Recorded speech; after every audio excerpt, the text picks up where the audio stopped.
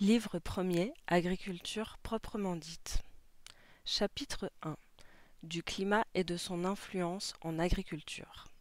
Dans ses rapports avec les lois de la végétation et les principes de la culture, l'étude du climat comprend celle de l'atmosphère considérée d'abord en elle-même, puis sous l'influence en quelque sorte accidentelle ou variable d'un petit nombre de circonstances principales telles que les alternatives de sécheresse et d'humidité, les changements de température et la rupture de l'équilibre électrique ou, en d'autres termes, l'action de la foudre et des orages.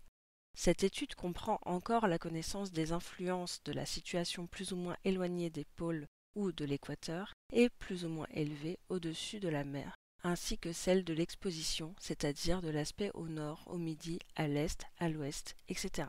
Ce chapitre sera complété par l'indication des moyens de juger du climat d'un pays par celle des signes et pronostics qui permettent de prévoir le temps plus ou moins longtemps à l'avance et de régler en conséquence les travaux agricoles. Enfin, par un aperçu du climat de la France. De l'atmosphère et de son influence en agriculture. Le milieu aériforme qui enveloppe de toutes parts le globe terrestre et auquel on a donné le nom d'atmosphère est formé d'air. Il contient en outre divers autres corps gazeux, une quantité toujours assez considérable d'eau, du calorique et du fluide électrique. L'air, qu'on a considéré longtemps comme un élément, est cependant composé de gaz ou vapeurs légères invisibles et impalpables comme lui, qui agissent différemment sur la végétation et que nous devons par conséquent étudier séparément. Dans son état de pureté, il contient un peu moins d'un quart de gaz oxygène et plus des trois quarts de gaz azote. Il est toujours mêlé à une certaine quantité de gaz acide carbonique. Bien peu de lignes nous suffiront pour faire comprendre l'importance de ces trois gaz à ceux de nos lecteurs qui ne sont pas familiers avec la chimie. L'action chimique. L'air se décompose facilement. Son oxygène se combine naturellement avec une foule de corps. En les pénétrant, il cause leur combustion. Il donne naissance aux oxydes ou terres qui font la masse du sol arable. Avec l'hydrogène, il devient eau. Dans d'autres circonstances, il forme les oxacides qui jouent dans la nature un rôle de première importance. L'oxygène fait partie sous 1000 formes de la substance des animaux et des végétaux. Il alimente la respiration des uns, il préside à la germination et au développement des autres, et, même après la mort, en favorisant la décomposition et la transformation des produits du règne organique, il est un des agents les plus actifs de la vie. Il se fait donc continuellement une consommation considérable de ce gaz, et cependant, ses proportions ne semblent pas diminuer dans l'atmosphère. C'est aux végétaux, ainsi que nous le verrons tout à l'heure, qu'il a été donné de le régénérer. L'azote est un gaz simple, comme l'oxygène, mais ses effets sur la végétation sont beaucoup moins appréciables.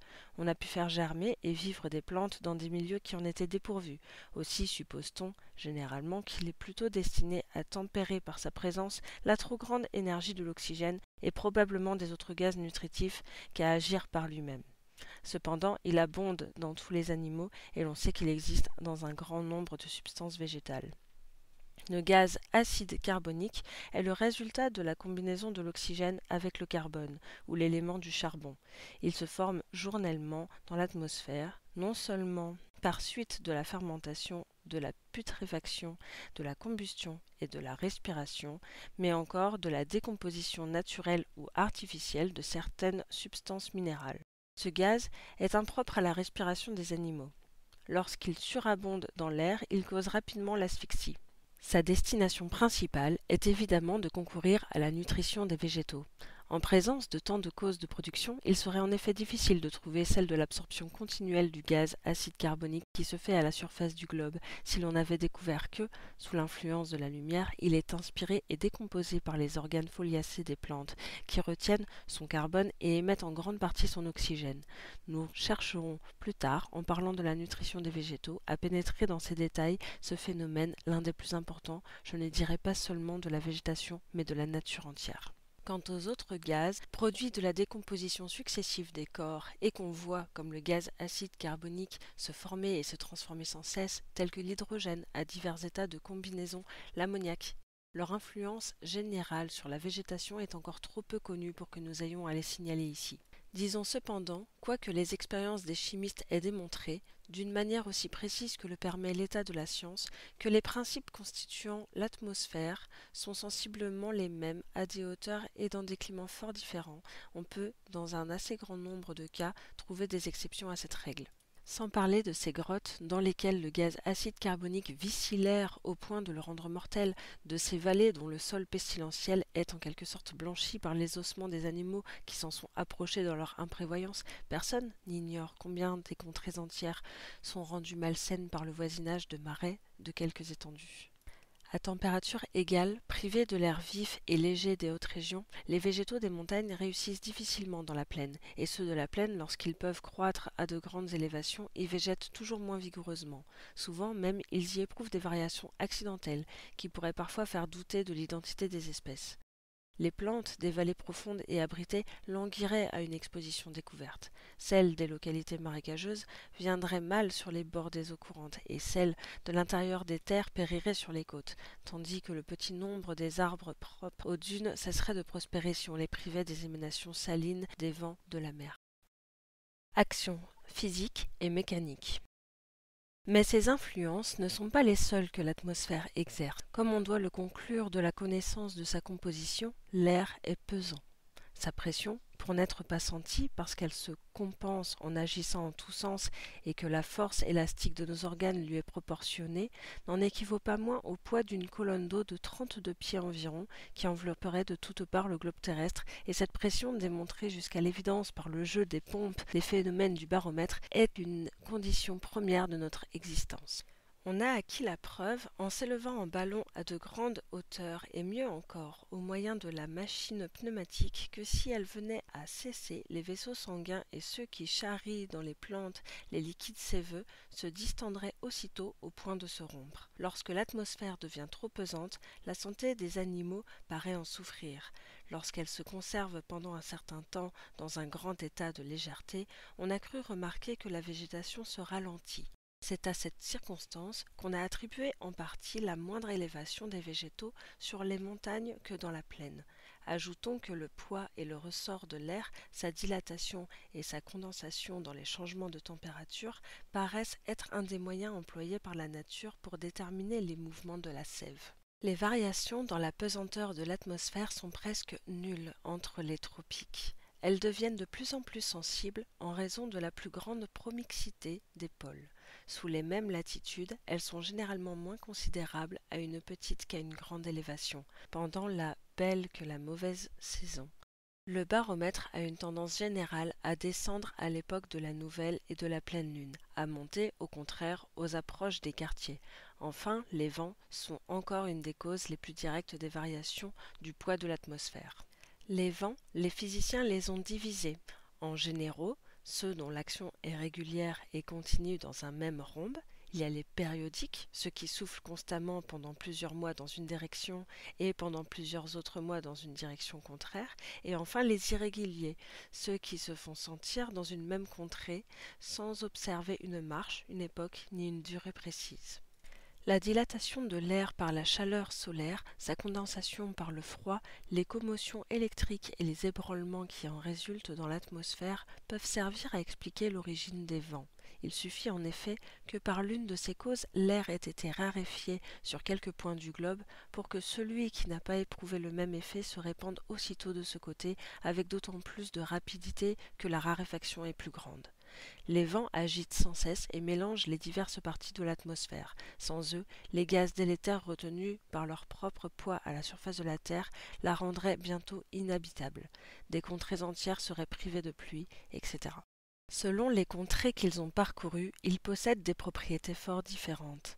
Quand ils sont saturés d'humidité, surtout lorsque cette humidité est accompagnée de chaleur, ils favorisent les progrès de la végétation. Ils sont nourrissants, comme le disent les habitants des campagnes. Quand ils n'en contiennent pas, ils produisent un effet tout contraire. Sous leur influence désastreuse, on voit souvent, pendant le cours de la belle saison, le sol se dessécher plus rapidement que par l'effet d'un soleil ardent.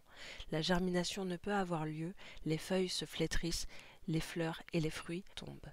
En France, les vents dominants sont, sur tout le littoral et jusqu'à une distance assez considérable des bords de l'océan, ceux d'ouest et de sud-ouest, Dans les départements du Nord, les vents dominants sont ceux du Sud-Ouest et enfin, dans les départements méridionaux, les vents dominants sont ceux du Nord-Ouest et du Nord-Est. Les deux premiers sont presque toujours pluvieux et parfois très violents. Les vents du Midi charrient aussi fréquemment d'épais nuages. Ceux du Nord accompagnent d'ordinaire le beau temps. Enfin, ceux de l'Est et du Nord-Est sont vifs et desséchants. Si tout effort humain vient échouer devant les effets terribles des tempêtes et des ouragans, l'impétuosité des vents n'est pas toujours si grande qu'on ne puisse la contenir ou la modérer. Les montagnes, les forêts forment autant d'obstacles naturels qu'un cultivateur intelligent peut mettre à profit lorsqu'il connaît bien le climat qu'il habite. Des murailles, des massifs de plantations, de simples palissades deviennent des abris suffisants pour la culture. Moyen de connaître la pression, la force et la direction de l'air. De tous les instruments de météorologie, le baromètre est le plus utile pour le cultivateur. Quoique son but principal soit d'indiquer la pression de la colonne d'air, les variations de cette même pression sont, comme on le verra à la fin de ce chapitre, si étroitement liées avec les divers autres phénomènes atmosphériques qu'on peut presque journellement recourir utilement à ces indications. Le baromètre, en sa plus grande simplicité, est un tube recourbé en siphon, figure 1, fermé par le haut, élargi en poire du côté opposé, complètement vide d'air et en partie rempli de mercure. Lorsqu'on place ce tube verticalement, le métal, après quelques oscillations, se fixe à une hauteur qui représente le poids de l'atmosphère et qui varie en plus ou en moins selon que ce poids augmente ou diminue. Au moyen d'un mécanisme ingénieux, Torricelli a adapté au baromètre à siphon un cadran, figure 2, sur lequel une aiguille indique extérieurement les mouvements du mercure. Quoique le frottement des poulies qu'il a été obligé d'employer rende les résultats moins sensibles, comme on en est parvenu à en diminuer beaucoup l'effet, cet instrument assez répandu peut néanmoins être consulté avec fruit. Le baromètre, figure 3, offre avec les précédents cette différence que le tube, au lieu d'être recourbé, plonge perpendiculairement dans une cuvette en partie remplie de mercure. Il est fixé à une planchette graduée d'un côté en pouces et lignes, de l'autre en centimètres et millimètres. Un bon baromètre à cuvette coûte 36 francs, celui à cadran 20 francs, et le baromètre à siphon de Monsieur Gay-Lussac, très commode pour les voyages parce qu'il tient dans une canne, est du prix de 50 francs. L'anémomètre fait connaître la force, la direction et la rapidité du vent. Il n'aurait guère pour le cultivateur plus d'utilité que les girouettes. Les meilleures sont celles qui, sous le plus grand volume, offrent le moins de poids possible. Nous en donnons divers dessins, figures 4, 5 et 6. Leur construction est simple et peu dispendieuse. L'essentiel est que leur pivot soit placé bien verticalement et qu'elles tournent facilement sur elles. De l'humidité, de la sécheresse et de leurs influences en agriculture. J'ai dit que l'atmosphère contenait toujours une certaine quantité d'eau en vapeur. Elle est aussi indispensable à la vie des plantes que l'air lui-même, dont nous connaissons maintenant les propriétés. Les gaz oxygène et hydrogène qui la composent font partie de tous les végétaux et de toutes les substances végétales, comme de tous les animaux et de toutes les substances animales. Diverses plantes végètent entièrement dans l'eau. Toutes sont susceptibles d'y vivre momentanément, et il n'en est probablement aucune dont les racines ne puissent trouver dans ce seul liquide amené par la distillation à son plus grand état de pureté un aliment suffisant pour entretenir plus ou moins longuement leur existence. Concevoir un climat entièrement sec, c'est se faire l'idée d'une complète stérilité. Dans un sens absolu, l'humidité, ce serait l'eau elle-même, la sécheresse, l'absence totale de l'eau. Mais ici, ces deux expressions ont une signification relative. L'humidité excessive est produite dans le sol par une surabondance d'eau, et dans l'atmosphère par un excès de vapeur du même liquide, rendu sensible au moment où l'air, qui en était saturé, ne pouvant plus la dissoudre tout entière, en abandonne une partie. De l'humidité et de la sécheresse du sol. L'humidité du sol agit différemment selon les saisons. À l'époque des chaleurs, elle favorise la germination, elle dissout les substances nutritives, produit de la décomposition des engrais et des terreaux, elle sert elle-même d'aliment aux racines, elle divise le terrain et le rend plus perméable à l'air et aux jeunes chevelus. Mais, quand elle est surabondante, si elle ne fait pas pourrir les germes ou les autres parties souterraines des plantes, elle produit une végétation incomplète dans laquelle le développement excessif et le peu de consistance des organes foliacés nuit à la production et encore plus à la qualité des fruits et des graines. Pendant les froids, elles contribuent à rendre l'effet des gelées plus funeste, comme l'observation l'a démontré de tout temps, même pour les arbres de nos climats, et comme ne l'éprouvent que trop souvent les propriétaires de vignobles plantés dans les lieux bas. L'affinité plus ou moins grande, la capacité de certaines terres pour l'eau et la force avec laquelle elles la retiennent influent beaucoup sur leurs propriétés physiques. Les sols humides sont froids et conséquemment tardifs, mais ils conservent mieux que d'autres leur fertilité à l'époque des sécheresses. Ceux qui ne se pénètrent pas d'eau sont au contraire précoces, mais les chaleurs de l'été arrêtent de bonne heure et détruisent souvent leur végétation. Les premiers donnent ordinairement des fruits beaucoup plus volumineux et les seconds des produits plus savoureux. Dans tous les cas, le cultivateur a un égal intérêt à éviter une humidité excessive et à empêcher la diminution de celle qui se rencontre dans le sol en de justes proportions. Pour atteindre le premier but, il peut recourir aux travaux de dessèchement et d'écoulement, dont l'importance n'est pas assez généralement sentie dans nos campagnes, pour approcher le plus possible du second, aux arrosements et aux divers moyens propres à retarder l'évaporation, tels que le paillage, les différentes couvertures utilisées en jardinage et la culture de plantes dont l'épais feuillage couvre promptement le sol d'un ombrage salutaire. De l'humidité et de la sécheresse de l'atmosphère. L'eau répandue dans l'atmosphère agit sur les feuilles à peu près de la même manière que celle de la terre sur les racines. Elle contribue à la nutrition des végétaux par elle-même et par les gaz qu'elle tient en dissolution. Pendant la belle saison, une trop grande humidité de l'air peut devenir nuisible aux récoltes.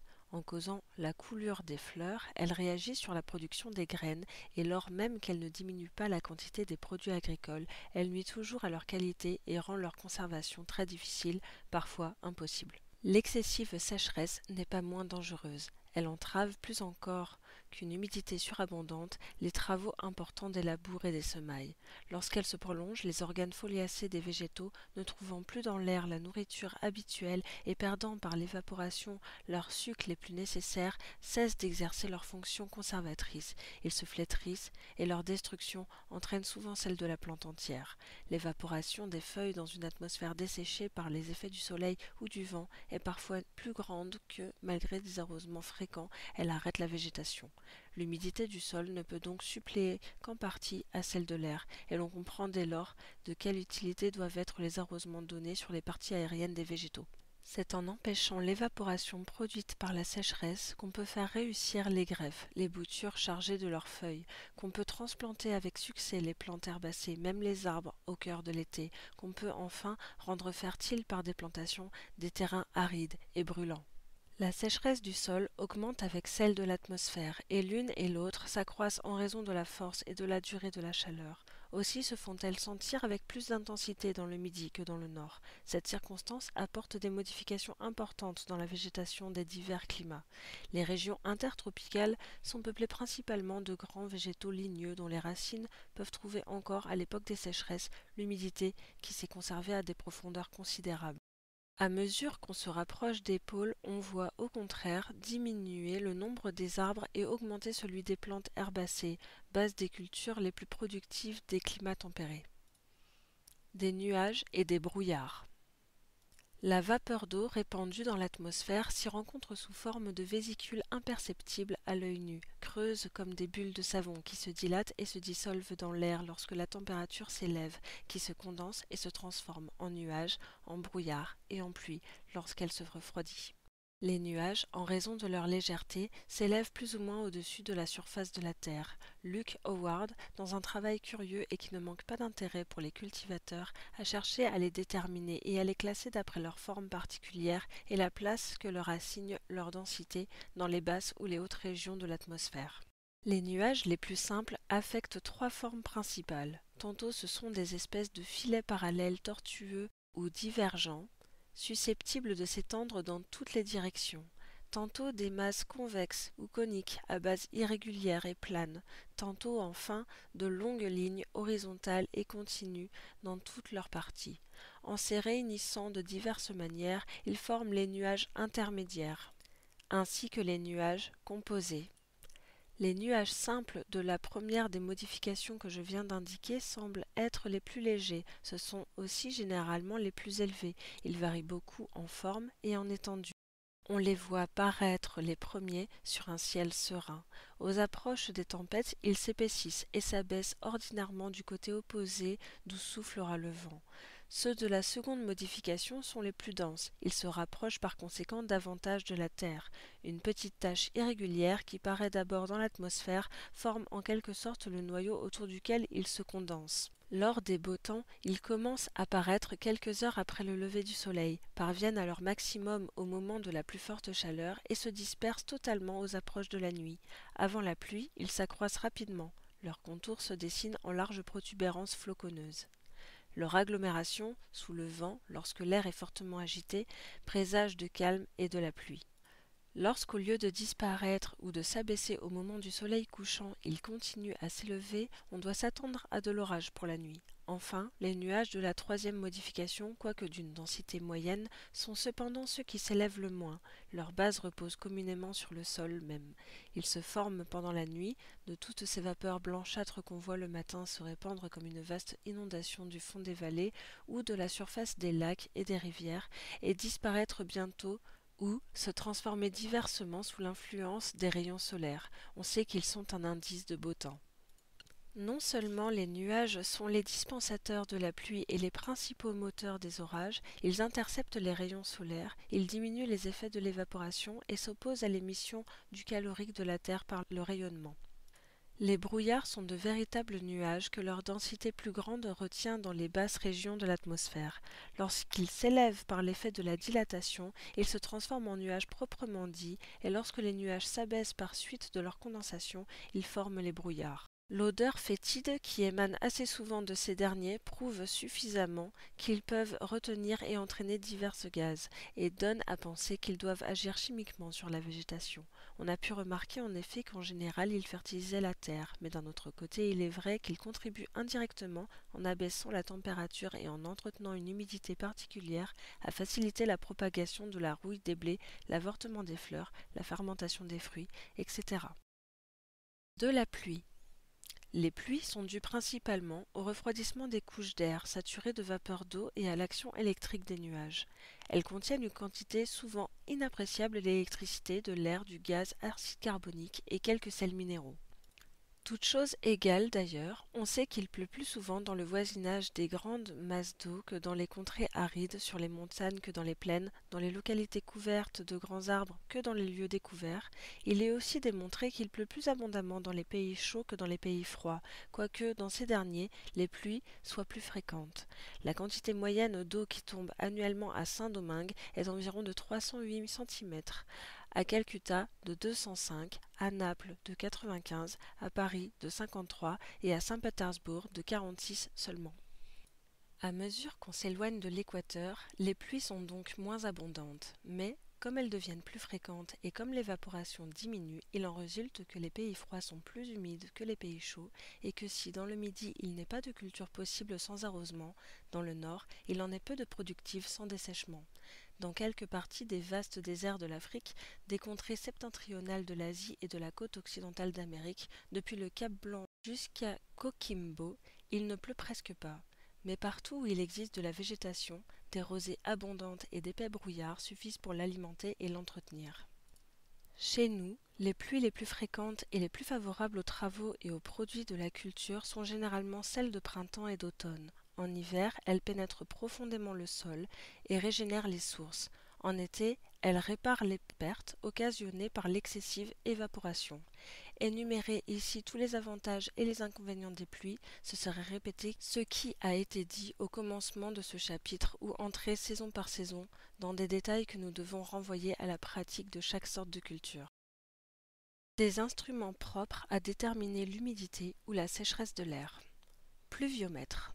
Un vase de forme carrée, au fond duquel on aurait adapté un robinet et qu'on aurait placé dans des circonstances telles qu'il pût recevoir librement l'eau du ciel, serait le plus simple des instruments de ce genre, mais il aurait l'inconvénient d'offrir une trop grande surface à l'évaporation. Pour éviter cet inconvénient, on emploie de préférence des vases à goulot étroit surmontés d'un entonnoir dont on connaît le diamètre. Voici la description et la figure donnée par M. Bailly de Merlieu, dans sa météorologie d'un des pluviomètres à la fois les plus simples et les plus exacts. Il consiste en un entonnoir de cuivre ou de fer blanc de 5 pouces de diamètre à son ouverture et qui communique avec un tube de verre muni d'un robinet à son extrémité inférieure. On examine l'instrument chaque jour à 10 heures et s'il a tombé de la pluie dans les 24 heures, on en mesure la quantité dans ce même tube d'un cinquième de pouce de diamètre et pourvu d'une échelle divisée en pouces et en dixièmes de pouce. De la sorte, la pluie tombée sur une aire circulaire de 5 pouces de diamètre étant rassemblée dans un espace d'un cinquième de pouce, les pouces et dixièmes de pouce d'eau du tube correspondent à des centièmes et à des millièmes de pouces de pluie tombée sur la surface de la Terre. Le pluviomètre de la figure 9 fait connaître sans mesurage la quantité d'eau tombée par la longueur dont la tige portée par un morceau de liège sort du vase. Comme il a été démontré par de longues observations que la quantité moyenne des pluies est à peu près annuellement la même dans chaque pays et comme les expériences faites mois par mois donnent des résultats assez variables, il ne faut pas s'exagérer l'importance des pluviomètres. Les hygromètres sont sans contredit plus utiles. En indiquant la progression croissante de l'humidité ou de la sécheresse de l'atmosphère, ils mettent le cultivateur à même de prévoir et d'empêcher, dans plusieurs circonstances, les fâcheux effets de l'une et de l'autre. L'hygromètre le plus répandu et le plus parfait, mais aussi le plus cher, il coûte 30 francs, est celui de Saussure, figure 10. Il est formé d'un cheveu préalablement lessivé qui fait mouvoir, en se dilatant lorsqu'il s'humecte, en se contractant lorsqu'il se dessèche, une aiguille disposée de manière à marquer, sur un quart de cercle divisé en 100 parties, entre les deux extrêmes, le degré d'humidité ou de sécheresse de l'air environnant. Tout le monde connaît ces autres hygromètres de corde à boyaux adaptés au capuchon d'un moine, figure 11, ou au sabre d'un turc, peint sur bois, et dont les effets, quoique grossiers, peuvent encore donner d'utiles indications. Leur prix est fort modique. De la température et de son influence en agriculture. Le calorique est, aux yeux des physiciens, un fluide impondérable, abondamment répandu dans l'atmosphère et dont une des principales sources est le soleil. Il agit sur les corps de deux manières bien distinctes et en quelque sorte indépendantes l'une de l'autre. D'une part, en s'interposant entre leurs molécules, il tend à les désunir et à les disséminer. Il liquéfie les solides, il vaporise les liquides et augmente ainsi sensiblement leur volume. De l'autre, il produit la chaleur. Effets généraux sur la végétation. La chaleur. Lorsque retour du printemps, la terre et l'atmosphère commencent à s'échauffer, la végétation, jusque-là arrêtée et comme engourdie, reprend une nouvelle vigueur. C'est sous l'influence d'une chaleur douce et humide que se font dans la graine les modifications chimiques indispensables à la germination et que les matières fermentescibles qui se trouvent dans le sol donnent peu à peu aux racines leur suc fécondant et que les gaz nourriciers commencent à se répandre dans l'air au profit des jeunes feuilles. La chaleur active les mouvements de la sève. Elle aide aux transformations que ce liquide éprouve dans le végétal. Elle ajoute à l'énergie reproductive des organes sexuels et contribue plus que tout le reste à la maturité des fruits et des graines. D'un autre côté, lorsqu'elle se prolonge et qu'elle est accompagnée d'une excessive sécheresse, elle devient nuisible à la santé des animaux et destructive de la vie des plantes. Le froid produit des effets tout contraires. Dans nos climats, lorsqu'il augmente progressivement l'intensité, il est peu dangereux. À son approche, la circulation se ralentit, la sève abandonne les tiges, les feuilles tombent, la vie active disparaît et ce sommeil léthargique, en quelque sorte analogue à celui de certains animaux pendant l'hiver, peut se prolonger fort longtemps sans altérer en rien l'organisation végétale. Mais lorsque le froid survient d'une manière intempestive ou subite, il cause, comme nous l'expliquerons bientôt, des ravages souvent irrémédiables. La température atmosphérique varie en raison de la latitude, de l'élévation plus ou moins grande au-dessus du niveau de la mer, de l'exposition et de la succession des saisons. Le changement de latitude la modifie d'une manière remarquable.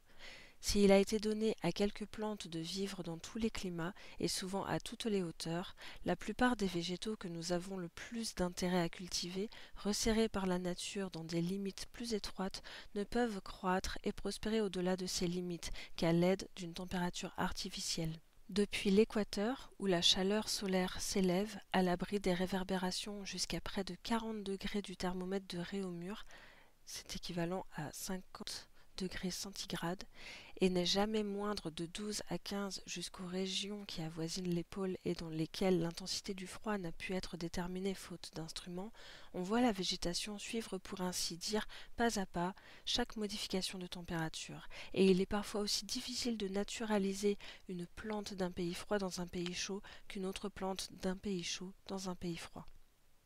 La chaleur diminue dans l'atmosphère en raison de l'élévation du sol, et cela dans une proportion d'autant plus rapide que cette élévation est plus considérable. Sous la même latitude, on peut donc à diverses hauteurs trouver une température fort différente et réunir par conséquent les productions végétales de contrées souvent très éloignées. Enfin, sous une même latitude et à la même hauteur, la température peut encore varier selon l'exposition, comme le savent très bien tous ceux qui s'occupent de la culture délicate des plantes exotiques ou des primeurs. Mais une dernière cause, pour nous la plus importante, des changements de température, c'est la succession des saisons. Durée des étés et des hivers. Le printemps des astronomes commence à l'époque fixe où le Soleil, traversant l'équateur, se rapproche de nos contrées. Il n'en est pas ainsi de celui du cultivateur, car ses effets se font sentir plus tôt ou plus tard, non seulement de contrée en contrée, en raison de la latitude, mais d'année en année au gré des météores atmosphériques. Il agit véritablement dès le moment où la sève se met ostensiblement en mouvement, c'est-à-dire pour le climat de Paris vers le courant de février. D'un autre côté, les chaleurs estivales se prolongent ordinairement dans l'automne, de sorte que, vers le centre de la France, la végétation peut conserver son activité pendant les 2 tiers de l'année. Elle se repose pendant le 3e tiers, encore son inaction n'est-elle vraiment complète que dans les temps de gelée. Entre le printemps et cette dernière époque, les plantes annuelles commencent et achèvent pour la plupart leur courte existence. Cependant, il en est qui peuvent résister au froid de nos climats et qu'il est profitable en pratique de semer en automne. Elles deviennent ainsi en quelque sorte bisannuelles. On sait combien les céréales d'automne sont plus productives que celles de mars, combien il est préférable pour obtenir un jardinage des fleurs plus précoces et plus belles, des graines de meilleure qualité, de semer avant qu'après l'hiver. Les plantes vivaces ne se distinguent des plantes annuelles que par la plus grande durée de leurs racines. Les végétaux sous-ligneux et ligneux conservent seuls leurs tiges pendant l'hiver. Sous l'influence des chaleurs et des pluies de printemps, les premières poussent leurs tiges florales, les secondes lèvent et se développent rapidement, les dernières ajoutent à leurs troncs et à leurs branches de nouveaux bourgeons. Le soleil de l'été consolide chez tous cette organisation ébauchée, arrête la production des tiges et des feuilles au profit de celle des fleurs et des fruits. L'automne complète la maturité des graines et prépare progressivement les végétaux à supporter les froids de l'hiver. Toutefois, dans les contrées tempérées, elle ne présente pas ce seul avantage, car sitôt que les pluies d'équinoxe rendent à la terre un peu d'humidité, le sol, encore échauffé, se prête au développement de la végétation. Non seulement la germination de beaucoup de graines peut avoir lieu, mais après le dessèchement de leurs tiges floréales, les plantes vivaces donnent immédiatement naissance à de nouvelles feuilles. Les yeux ou gemmes des arbres grossissent et se perfectionnent. Les racines poussent de jeunes chevelus. Enfin, la vie végétale semble renaître, comme pour prendre l'avance sur le printemps suivant. Nous venons de voir que les semis d'automne sont une heureuse application de cette remarque. Ajoutons que l'avantage incontestable dans le plus grand nombre des cas des plantations faites de bonne heure en est une autre conséquence non moins importante. Pendant un long été, le cultivateur intelligent trouve les moyens d'augmenter son avoir par des récoltes tardives. Les plantes exotiques ont le temps de donner leurs fleurs et de mûrir leurs fruits. Les climats, enfin, semblent s'avancer vers le nord, tandis que les longs hivers les font rétrograder vers le sud. Du reste, la durée d'un froid modéré ne paraît pas avoir d'autre inconvénient que de retarder les progrès de la végétation, car l'état d'inaction dans lequel elle retient les organes des plantes de nos climats, lors même qu'ils se prolongent au-delà du terme ordinaire, n'altère pas sensiblement leurs propriétés conservatrices. Monsieur Twain cite à cet égard un fait curieux, dont on n'a pas, ce me semble, assez médité les conséquences. Ce savant agronome avait fait en Russie un envoi de végétaux, parmi lesquels se trouvait un ballot d'arbres fruitiers qui tomba dans une glacière où il fut oublié pendant 21 mois.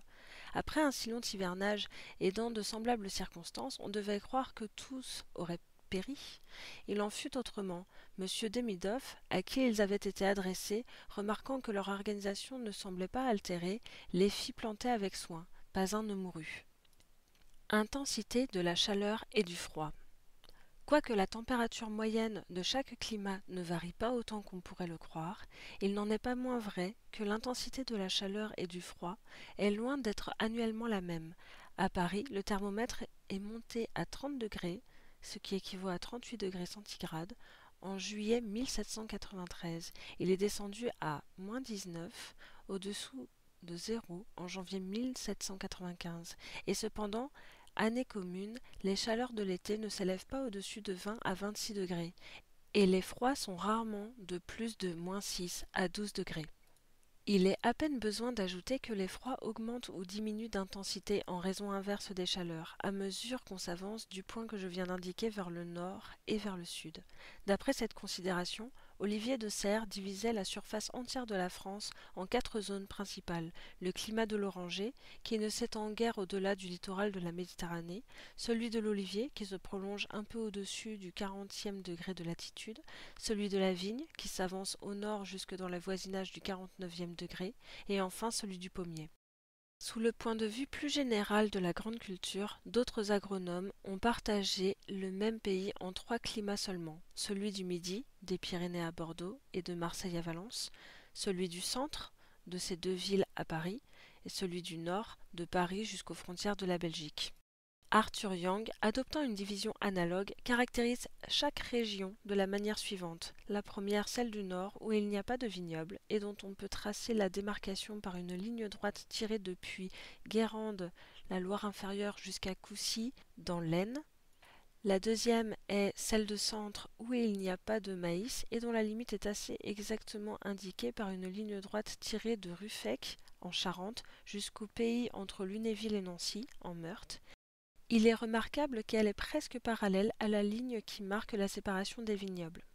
La troisième est celle du Midi, où l'on trouve les vignes, les oliviers et le maïs. L'intensité de la chaleur peut, dans certaines circonstances, remplacer sa durée. Linné et depuis lui plusieurs naturalistes ont observé que pour parvenir à la parfaite fructification, chaque plante exige une quantité particulière de chaleur. En Russie, où les étés sont plus courts mais plus chauds qu'en France, la végétation de l'orge s'accomplit parfois en moins de 2 mois, tandis que chez nous, elle se termine rarement avant 5 mois. Quoique la seule intensité des froids, comme l'attestent quelques hivers extrêmement rigoureux, puisse causer de grands désastres en pénétrant le sol assez profondément pour atteindre l'extrémité des grosses racines, cependant, la durée et la rigueur des gelées sont moins à redouter que leur inopportunité. Nous allons en trouver la raison. Du refroidissement et de la congélation. On sait que, pendant une nuit calme et sereine, les corps qui se trouvent à la surface du globe deviennent plus froids que l'atmosphère, parce que dans l'échange de calories qui s'établit par le rayonnement entre eux et le ciel, ils émettent plus qu'ils ne reçoivent. Certains corps, mauvais conducteurs de la chaleur, jouissent particulièrement de cette propriété d'émission. Telles sont les parties herbacées des végétaux. Aussi, la vapeur d'eau répandue dans l'air se condense à leur surface et produit, selon les saisons, la rosée ou la gelée blanche. La rosée n'exerce qu'une influence heureuse sur la végétation. Dans les climats et pendant les saisons où les pluies sont peu fréquentes, elle peut jusqu'à un certain point en tenir lieu. La gelée blanche est d'autant plus à craindre qu'elle est ordinairement frappée par les rayons du soleil et qu'en fondant rapidement, elle doit enlever en partie des plantes avec lesquelles elle se trouve en contact assez de chaleur pour occasionner de graves désordres dans leur organisation. La glace n'est qu'une modification de la gelée blanche. Le même effet peut la produire par sa continuité. Le plus ordinairement, cependant, elle résulte de l'abaissement général de la température. Par suite d'une exception remarquable aux lois ordinaires de la physique, l'eau, en passant à l'état solide, augmente sensiblement de volume. Sa force expansive est telle en cet état qu'elle peut soulever des masses de rochers et briser des métaux. Lors donc que les froids surprennent les végétaux en sève, celle-ci se dilatant tandis que les vaisseaux qui la contiennent diminuent de diamètre par la congélation. Il en résulte nécessairement des lésions toujours fort graves et souvent mortelles. Ce fait suffit pour expliquer d'une manière générale pourquoi les plantes les plus sensibles à la gelée sont celles dont la végétation, comme dans les pays chauds, est constamment active et pourquoi celles de nos climats redoutent bien plus les alternatives de froid et de dégel subis que des gelées progressives et durables, fussent-elles beaucoup plus fortes. Plusieurs de nos lecteurs se rappellent sans doute les froids qui se firent subitement sentir le 12 et 13 octobre 1805. L'année ayant été tardive, la végétation était encore en pleine activité. Le thermomètre descendit à peine, à Paris, au-dessous de 2,5 degrés, et pourtant, une foule de végétaux indigènes ou cultivés en France depuis longtemps et qui avaient supporté par conséquent des gelées incomparablement plus rigoureuses furent atteints par celle-là. Beaucoup d'arbres perdirent leurs feuilles, leurs fruits et leurs rameaux encore mal aoutés. Des vignobles entiers furent détruits jusqu'à rais de terre, tandis que les raisins dont ils étaient chargés, décolorés, sans saveur et même sans acidité, durent être en partie abandonnés sur les ceps. Les effets de ces brusques gelées semblent être d'autant plus funestes que le soleil vient frapper immédiatement les parties qui en ont été saisies. Que cela soit dû au refroidissement considérable produit par l'évaporation, ce qu'on ne peut guère admettre que lorsque la surface du végétal est couverte de glaçons, ou à la température différente des parties qui sont ou ne sont pas en contact direct avec les rayons calorifiques. Le fait est avéré, et les jardiniers mettent fréquemment à profit pour la conservation des végétaux la connaissance qu'ils en ont acquise. Lorsque les plantes sont en pot, ils les rentrent dans des lieux fermés, quelques instants avant l'apparition du soleil. Privées pendant 24 heures de la grande lumière et de la grande chaleur du jour, elles dégèlent lentement, également, et éprouvent rarement les accidents qui se feraient sentir à l'air libre. Si elles sont en pleine terre, ils cherchent à leur procurer de l'ombre, en les enveloppant leurs tiges de paille. Lors de la plantation, ils préfèrent dans beaucoup de cas l'exposition du nord à celle du midi, qui paraîtra cependant plus favorable au premier aperçu. Enfin, ils évitent un dégel subi avec autant de soin que la gelée elle-même. Les agriculteurs n'ont pas les mêmes ressources. Dans un jardin, des paillassons, de simples toiles de canevas, des fanes sèches ou des feuilles peuvent arrêter jusqu'à un certain point les effets des gelées passagères, comme le sont presque toujours celles qui se font sentir à contre-saison. Dans les champs, le mal est souvent irrémédiable. Cependant, les brûlis d'herbage humide, en produisant une épaisse fumée qui interceptera les rayons du soleil, seraient sans doute parfois de quelque utilité et devraient être employés en pareil cas, comme on l'a recommandé dans les localités cultivées en vignes, en oliviers et même en orangers. Un autre moyen applicable aux plantes herbacées cultivées en plein champ consiste à faire traîner par deux personnes un cordage plus ou moins pesant, de manière à courber et à frotter une ou plusieurs fois toutes les plantes du champ qu'on veut préserver des fâcheux effets des gelées blanches. Indépendamment de ces inconvénients, les gelées en ont encore un qui n'est que trop général dans certaines localités. En soulevant les terres d'une certaine nature, elles déracinent et détruisent en partie les céréales d'automne. Mais aussi, par suite de la même action, elles ajoutent aux bons effets des labours dans les terres fortes et elles rendent d'ailleurs un service réel en détruisant une foule de larves d'insectes et des générations entières d'animaux nuisibles. La neige se forme lorsque les vapeurs aqueuses perdent par suite du refroidissement subi de l'atmosphère une quantité calorique plus que suffisante pour se condenser en gouttes d'eau. Il est certain que la présence prolongée de la neige à la surface du sol est avantageuse aux produits de la culture. Sans chercher comme autrefois à expliquer ce fait par des propriétés chimiques qu'elle ne peut pas posséder à un degré plus éminent que la pluie, il est naturel de penser qu'elle agit physiquement en empêchant les effets des gelées et en retenant au profit de la végétation la chaleur de la terre et le peu de gaz qui peuvent se dégager sous son influence. C'est donc un véritable abri que la nature prévoyante a destiné aux pays froids. Des moyens de déterminer la température. Il importe fréquemment en agriculture de pouvoir apprécier les variations de la température. Le thermomètre en offre les moyens. Cet instrument, basé sur la propriété que nous avons reconnue au calorique de dilater les corps, se compose d'un tube en verre terminé par une boule creuse, en partie remplie d'un liquide qui gèle difficilement, tel que les mercures ou l'esprit de vin, et duquel tube on a expulsé l'air le plus exactement possible. L'instrument est gradué de manière que le zéro indique le terme de la congélation et que l'espace qui se trouve entre ce point et celui de l'eau bouillante est divisé en 80 ou en 100 parties, selon qu'on veut obtenir un thermomètre des Réaumur ou un thermomètre centigrade. Les mouvements progressifs de la colonne liquide au-dessus et au-dessous de zéro indiquent l'augmentation de la chaleur et du froid. Le thermomètre de Réaumur est le plus répandu en France, quoique les physiciens fassent ordinairement usage du centigrade. En Angleterre et en Allemagne, on emploie celui de Fahrenheit, qui est divisé en 212 parties et dans lequel le nombre 32 correspond au zéro des deux autres. Un bon thermomètre à mercure, monté sur bois ou sur ardoise, coûte 4 francs. Celui à esprit de vin coûte 3 francs 50.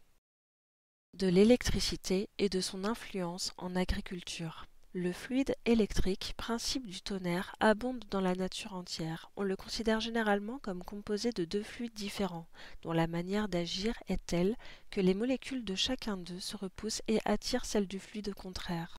Dans l'état ordinaire des choses, c'est-à-dire dans l'état du repos, tous les corps paraissent retenir à leur surface une égale quantité de ces deux fluides qui se neutralisent mutuellement, mais d'après leur nature, ces mêmes corps sont prédisposés à se dessaisir de l'un plutôt que de l'autre. Selon qu'ils offrent sous ce rapport de l'analogie avec la résine ou le verre, ils émettent dans certaines circonstances de l'électricité qu'on a nommée résineuse ou vitrée. L'équilibre électrique, une fois détruit, tend sans cesse à se rétablir. De là, les phénomènes terribles que présentent les orages. En effet, lorsque des nuages sont électrisés différemment ou lorsque l'électricité dont ils sont surchargés a décomposé dans sa sphère d'action celle de la surface du globe, il s'établit aussitôt de ces nuages entre eux ou avec la Terre, au moyen de la foudre, des échanges qui ne cessent d'avoir lieu que lorsque les deux électricités, de nouveau combinées en de justes proportions, se retrouvent à l'état d'électricité neutre. On ne connaît encore que fort imparfaitement l'action directe du fluide électrique sur la végétation. À la vérité, on sait que communément, pendant les temps orageux, la germination se fait plus facilement, le développement des tiges est plus rapide, la maturité des fruits est plus prompte, la vie végétale plus active dans toutes ses parties, mais hors de ces généralités, lorsqu'on a cherché à pénétrer les causes d'un semblable phénomène, ou seulement à le suivre dans ses détails et à le reproduire artificiellement, on a rencontré le doute et souvent, à sa suite, la contradiction. Cependant, après les beaux travaux de Davy sur la décomposition des oxydes terreux par l'action de la pile galvanique, M. Becquerel a fait voir par de récentes expériences que si les grandes forces électriques ne paraissent agir sur les plantes que d'une manière destructive, il n'en est pas ainsi des forces très petites, dont l'étude fait en ce moment espérer des découvertes importantes pour la science et par suite pour la pratique. Les orages, fort rares dans les climats septentrionaux et pendant la saison des froids, sont d'autant plus fréquents et plus violents qu'on se rapproche davantage de l'équateur. Ils exercent une influence tantôt heureuse, tantôt nuisible. Sans eux, à l'époque des sécheresses, les régions intertropicales seraient inhabitables et les climats tempérés eux-mêmes ne recevraient plus la quantité d'eau nécessaire au maintien de la santé des animaux et des végétaux. Mais sous d'autres rapports, on ne connaît que trop les désastreux effets du tonnerre, des ouragans, des torrents de pluie ou des ondées de grêle qui l'accompagnent ordinairement. La grêle, surtout dont on ne peut expliquer convenablement l'origine qu'à l'aide des théories électriques, est d'autant plus redoutable pour le cultivateur qu'elle tombe particulièrement alors que le sol est couvert de ses plus riches produits. Non seulement elle détruit en peu d'instants des récoltes entières, mais elle laisse sur les végétaux ligneux des traces que plusieurs années parviennent à peine à effacer. On avait pensé que des espèces de paratonnerres nommées paragrêles placées de distance en distance dans les champs cultivés pourraient, en soutirant le fluide électrique, arrêter la production de la grêle. Malheureusement, l'effet n'a pas répondu à l'attente. Ce qu'on peut conseiller de mieux aux cultivateurs, c'est d'avoir recours aux compagnies d'assurance contre la grêle où, moyennant une prime légère payée annuellement, ils se trouveront indemnisés en tout ou en partie suivant les conventions des dégâts qu'ils éprouveront. Les paratonnerres sont ces verges métalliques qu'on voit dominer les édifices et qui communiquent avec le sol jusqu'à une certaine profondeur ou mieux encore avec l'eau d'un puits au moyen de fils de fer ou de laiton roulés en corde. Leur théorie est basée sur la connaissance de deux faits également positifs, la propriété dont jouissent les pointes métalliques de soutirer peu à peu le fluide électrique et d'empêcher ainsi dans leur sphère d'action les fortes détonations, et cette autre propriété que possèdent particulièrement les métaux d'être d'excellents conducteurs de ce même fluide. La puissance protectrice des paratonnerres ne s'étend pas beaucoup au-delà d'un rayon double de leur longueur. La connaissance de ce fait donne la distance à laquelle on doit les placer. Un autre fait d'une égale importance, c'est que, toute chose égale d'ailleurs, la foudre menace toujours les points les plus rapprochés d'elle, et que par conséquent, plus les paratonnerres sont élevés, mieux ils remplissent leur destination. C'est donc à la partie culminante des édifices qu'il faut les fixer. La tige d'un paratonnerre vaut à Paris environ 2 francs et 70 centimes le mètre. On lui donne ordinairement 10 mètres de haut, ce qui fait 27 francs. La pointe en platine, garnie d'une enveloppe de cuivre vissée sur celle en fer, est du prix de 18 à 20 francs. La corde, d'un diamètre de 8 à 9 lignes, coûte 2 francs 50 le mètre. On peut d'après cela calculer facilement pour chaque localité et en raison de la hauteur la dépense des matériaux et de la pose d'un paratonnerre.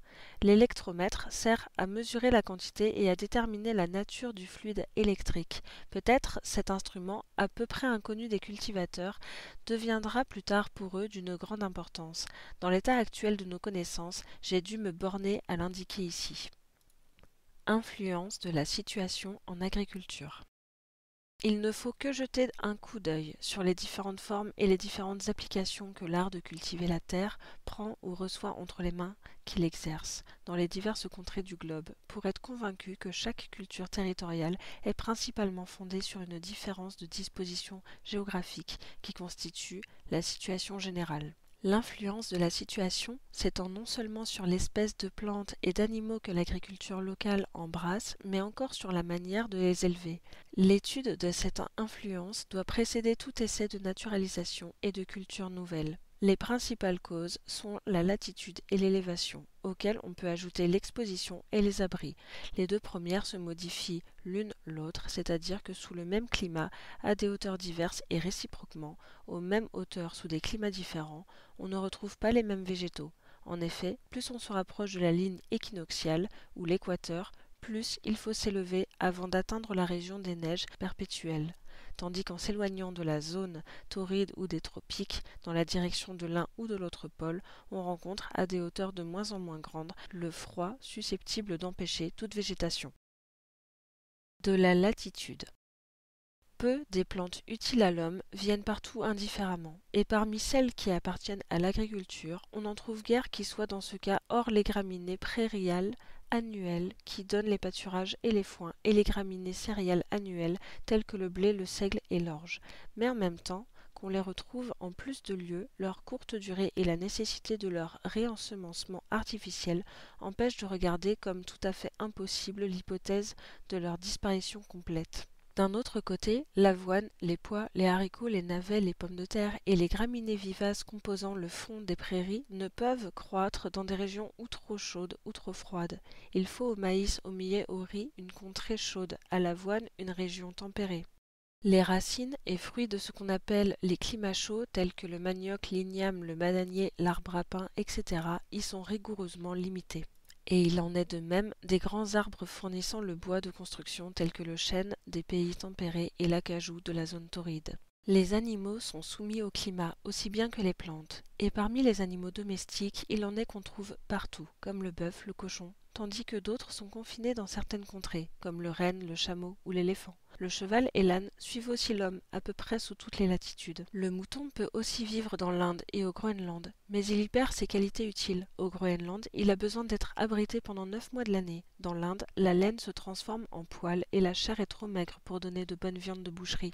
La culture de chaque espèce de plante, comme la conduite des animaux, sont donc matériellement subordonnées au climat. La quantité et la valeur des productions d'un pays en dépendent dans quelques cas.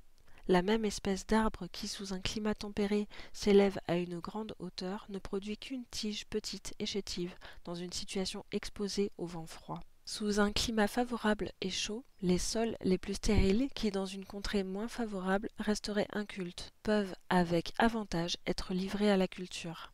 La nature des produits dépend même du climat. Ainsi, M. Sinclair nous apprend que dans plusieurs des parties les plus élevées de l'Angleterre et de l'Écosse, on ne peut pas cultiver le froment avec avantage.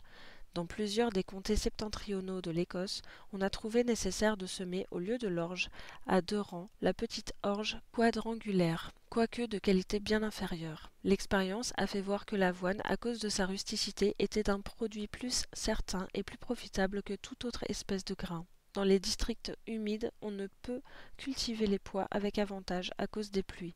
Chaque localité offre des phénomènes de ce genre qu'il est indispensable aux cultivateurs d'étudier pour ne pas être trompé par les résultats de ces cultures. Celui qui n'a pas voyagé se fera difficilement une juste idée des grandes variations que le climat apporte dans la culture des espèces de plantes.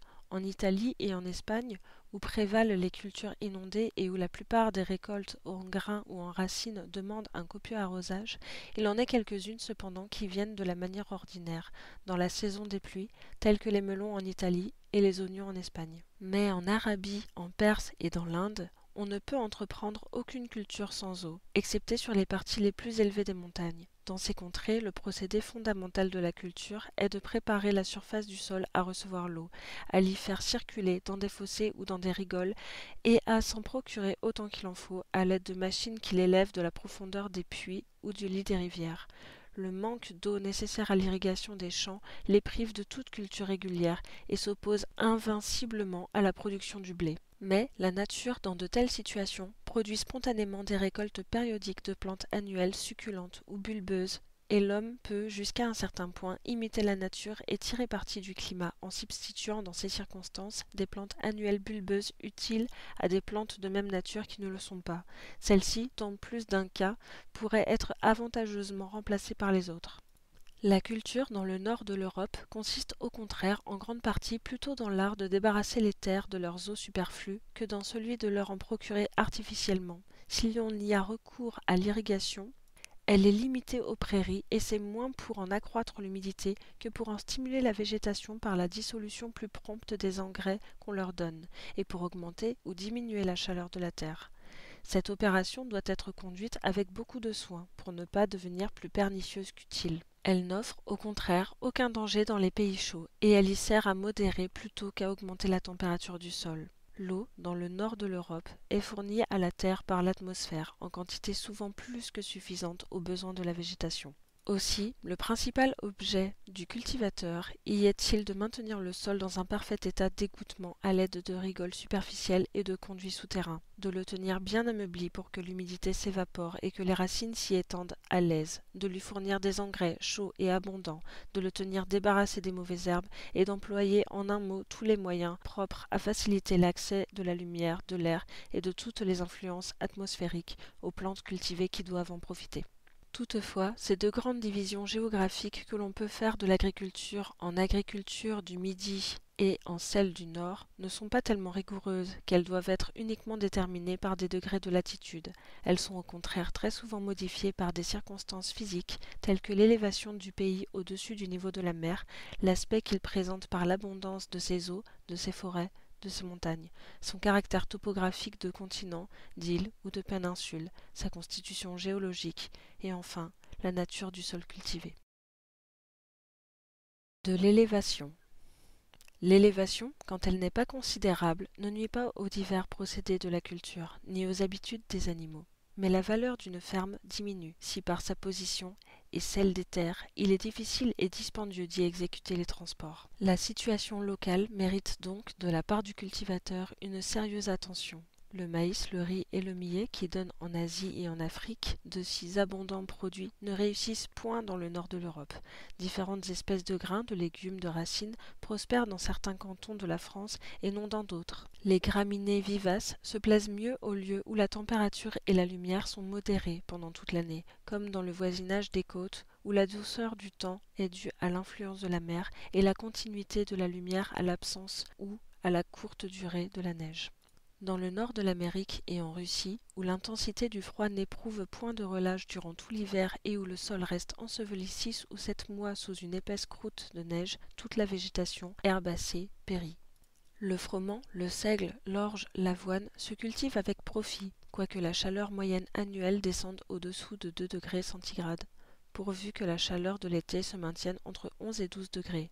L'orge, suivant Wellenberg, donne en Laponie une bonne récolte partout où les mois d'été atteignent une température de 8 à 9 degrés. C'est pourquoi on trouve les céréales ainsi que les pommes de terre jusque dans les plaines de Lingen à 69 degrés et demi de latitude et près de Munionisca au 68e degré mais à la hauteur de 116 toises.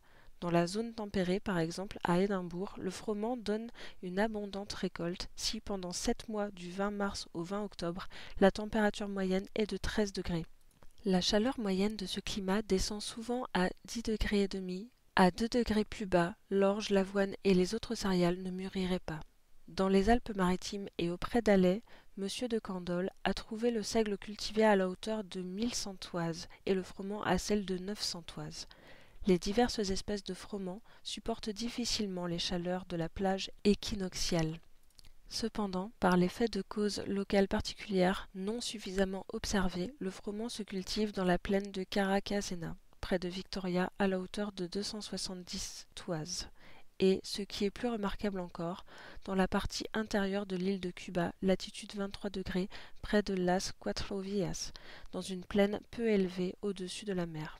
Si au contraire l'élévation est considérable, elle exerce sur l'agriculture une influence rigoureuse. Elle oblige surtout l'agriculteur d'isoler son habitation et de demeurer constamment au milieu de son exploitation. C'est le cas de la Suisse et de la Norvège.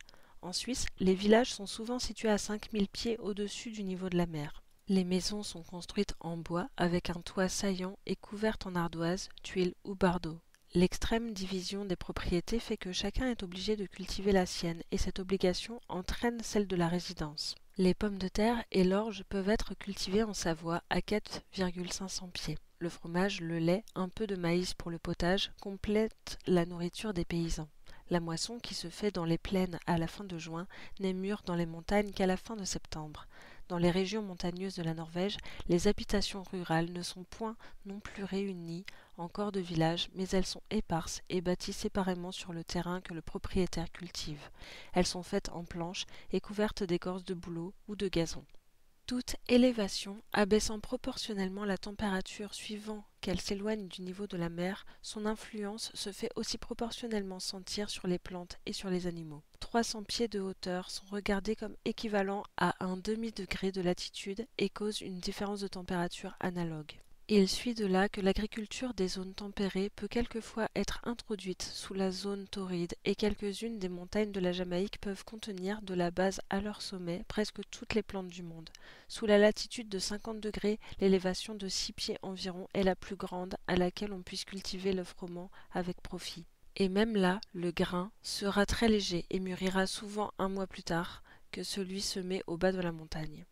Monsieur Sinclair considère la hauteur de 6 à 800 pieds en Angleterre comme le maximum d'élévation pour les espèces de grains les plus rustiques, et encore, dans les saisons tardives, le produit sera de peu de valeur et se bornera à la paille. Quelques localités font exception à ces règles. En Europe, le point des neiges et des glaces perpétuelles est à au moins 1600 toises environ au-dessus du niveau de la mer. Immédiatement en dessous se trouvent des pâturages couverts de neige 7 ou 8 mois de l'année. Viennent ensuite les mélèzes, au-dessous desquels croissent les sapins, les pins, les hêtres, les chênes, etc. Il faut à ces plantes un degré de chaleur et d'humidité très peu variable. Monsieur de Humboldt a donné un tableau intéressant et curieux des limites des neiges perpétuelles dans diverses contrées. L'élévation au-dessus du sol environnant expose aussi les plantes, les animaux et les édifices à l'action des grands vents, et doit influer par conséquent sur la disposition des champs, des clôtures, des plantations, des bâtiments d'exploitation, aussi bien que sur les plantes et les animaux eux-mêmes. Dans certaines localités, elle influe sur la densité de l'air, la formation des nuages, l'abondance des eaux, et sous ce rapport, elle peut modifier le caractère même des opérations agricoles. En Suisse et en Norvège, les fermes établies sur les montagnes supérieures se trouvent tout à fait au-dessus de la couche la plus épaisse des nuages, et ceux qui les habitent sont souvent des semaines entières sans apercevoir les plaines et les vallées qui sont à leurs pieds. La position soit maritime, soit intérieure, influe beaucoup sur le climat d'un pays. La première procure température plus égale, la chaleur y est modérée parce qu'une moins grande étendue de terre est exposée aux rayons du soleil. Le froid y est si intense parce que la mer conserve toujours à peu près la même température et ne gèle que dans les régions polaires. Les îles et les côtes jouissent donc d'un climat plus égal, plus tempéré et plus humide que les parties intérieures des continents. Du sol et de la constitution géologique. Que la nature du sol, celle du sous-sol et même la constitution géologique du pays observée à une certaine profondeur influent puissamment sur l'agriculture, c'est ce que personne ne met en doute. Le voisinage des volcans, l'existence des sources thermales chaudes peuvent élever la température intérieure au point de réagir sensiblement à la surface. Les flancs du Vésuve nourrissent aujourd'hui le vin dit Lacryma Christi qui a succédé au Falerne. Les productions de l'agriculture ne seront pas les mêmes sur un fond ayant au-dessous de lui de grands bancs d'argile retenant des eaux profondes qui s'échapperont en dehors des sources multipliées et dans un sol reposant sur d'épaisses masses de craie. Le sol est la terre, considérée comme base de la végétation. Ce sujet est si vaste et si important en agriculture qu'il fera l'objet du chapitre suivant. Nous dirons seulement ici que les plaines sablonneuses et sèches, les montagnes schisteuses sont plus précoces, toutes choses égales d'ailleurs, que les plaines argileuses et humides, que les montagnes granitiques. De l'exposition. Si les montagnes jouent un grand rôle dans la géologie, elles influent prodigieusement sur l'agriculture, même des pays qui en sont éloignés. C'est d'elles que sortent toutes les rivières, elles déterminent la direction des vents et, par conséquent, la chute des pluies fécondantes. Elles forment de puissants abris qui font varier singulièrement la température des climats et elles protègent d'une manière efficace les essais de naturalisation. C'est à la chaîne des Alpes et à ses prolongements que la plus grande partie de la France, Paris surtout, doit la pluie que lui amène le vent du sud-ouest et la sécheresse dont le vent du nord la frappe. Dans le bas Languedoc, c'est le vent nord-ouest qui donne les beaux jours. Plus les montagnes sont élevées et la pluie abondante, plus la superficie de leur pente rapide est exposée à être entraînée par les eaux dans le fond des vallées. De là le danger des défrichements qu'on y a si inconsidérément pratiqués et l'urgente nécessité de s'occuper de leur reboisement, seul moyen de parvenir à leur reconsolidation. La terre, dépouillée dans une très grande partie de la France des forêts qui la couvraient autrefois, ne présente plus qu'une surface nue que les nuages parcourent sans trouver d'obstacles qui les arrêtent et les résolvent en pluie. Le sol, exposé aux rayons du soleil brûlant, en est pénétré à une grande profondeur. Les sources tarissent et les fleuves remplissent à peine le tiers de leur lit pendant l'été. Enfin, les vents n'ayant plus à parcourir ces immenses forêts sous l'ombrage desquelles ils étaient rafraîchis et où ils s'imprégnaient pendant la belle saison d'une humidité chaude qu'ils répandaient sur les campagnes, n'y portent plus la fraîcheur et la vie. Forcés au contraire de se diriger sur de grandes étendues de terrain brûlées par le soleil, ils s'échauffent et amènent avec eux le hâle et la stérilité. Considérons ce qu'était l'Amérique septentrionale à l'arrivée des Européens. La terre, couverte d'épaisses forêts dans la plus grande partie de son étendue, n'offrait à ses habitants qu'un séjour de frimas et de glace pendant la moitié de l'année. Mais les Européens changèrent cet état des choses. L'écoulement procuré aux eaux stagnantes et plus encore les grands abatis de bois qu'ils firent près de leurs établissements ne tardèrent pas à diminuer l'abondance des pluies et par conséquent à dessécher le sol et à le rendre moins froid. Maintenant, les Américains jouissent des avantages que leur ont procurés leur travail et leur industrie, mais qu'ils se gardent de passer la ligne de démarcation qui règle la masse de bois qu'il convient de conserver pour avoir toujours la quantité d'eau nécessaire à la fertilité des terres, qu'ils se gardent surtout de toucher à ces grandes forêts qui, par leur position, se trouvent à portée d'arrêter les nuages. Le mal qui menace la France de stérilité n'est cependant pas sans remède. Des lois sages et réfléchies dont l'exécution serait surveillée avec vigilance pourraient prévenir ce malheur. Il faudrait qu'elles régulassent l'exploitation des forêts placées sur les montagnes, qu'elles empêchassent leur dégradation et qu'elles fixassent les plantations à faire dans les lieux où elles sont nécessaires pour arrêter les nuages. La théorie de l'établissement de ces masses de plantations serait aisée à servir. La nature nous l'indique. Presque toute la France est composée de vastes bassins environnés de collines et de montagnes assez hautes. Ces lieux élevés semblent destinés par la nature à se couronner d'arbres, comme les collines à se tapisser de vignes et d'oliviers et les plaines à se couvrir de moissons. Ménager ces masses de forêts dans les lieux élevés où ils s'en trouvent déjà, les augmenter dans ceux où l'on a trop diminué leur étendue et en former de nouvelles sur les points où elles manquent, c'est à quoi doit se réduire le plan d'amélioration de cette partie importante de l'agriculture. Dans les pays de plaines trop étendues et trop découvertes, il serait avantageux d'employer tous les mauvais terrains et même une partie des médiocres à la plantation des forêts. Mais ces grandes améliorations, auxquelles doit présider un esprit d'ensemble sagement combiné, ne peuvent avoir lieu que par une volonté constante des gouvernements et d'après des établissements proportionnés à ces importants objets. Les inégalités et les variations de sol ou d'aspect qui existent à chaque pas dans les montagnes rendent nécessairement le mode de leur culture différent de celui des plaines. L'agriculture des plus élevées est généralement chétive et bornée au pâturage des troupeaux durant une partie de l'année. Leurs habitants sont ordinairement pauvres et émigrent périodiquement ou pour un certain nombre d'années dans des contrées plus riches pour y gagner ce que refuse leur sol natal. Le défaut d'instruction qui engendre et entretient la misère fait aussi que les pays granitiques sont loin d'être cultivés comme ils pourraient l'être. C'est dans les vallées, c'est-à-dire dans les grands intervalles de deux chaînes de montagnes et à peu près parallèles, que la petite agriculture, c'est-à-dire celle qui se pratique par les propriétaires eux-mêmes et le plus souvent à bras, montre tous ses avantages. Mais il faut d'abord considérer leur position géographique. Une vallée qui est tournée au midi acquiert un degré de chaleur très supérieur à celui des plaines et des montagnes du même climat qui ne jouissent pas de cette exposition, en général très avantageuse dans nos climats tempérés. Ces vallées se remarquent surtout dans les Cévennes et dans les Alpes-Maritimes, sur la limite de la culture de l'olivier et du figuier. Les vallées qui ont leur ouverture au nord présentent l'effet contraire. On ne peut pas y cultiver fructueusement la vigne dans le climat de Paris, et même plus au midi. Les vallées exposées au levant jouissent d'une partie de la chaleur du jour. Celles au couchant, n'en recevant presque pas, ne seront guère plus chaudes que celles exposées au nord. Mais comme dans la plus grande partie de la France, les vents du levant sont très froids et ceux de l'ouest passablement chauds, ces deux dernières sortes d'exposition seront entre elles, sauf quelques modifications à peu près d'une égale température. De l'inclinaison et des abris.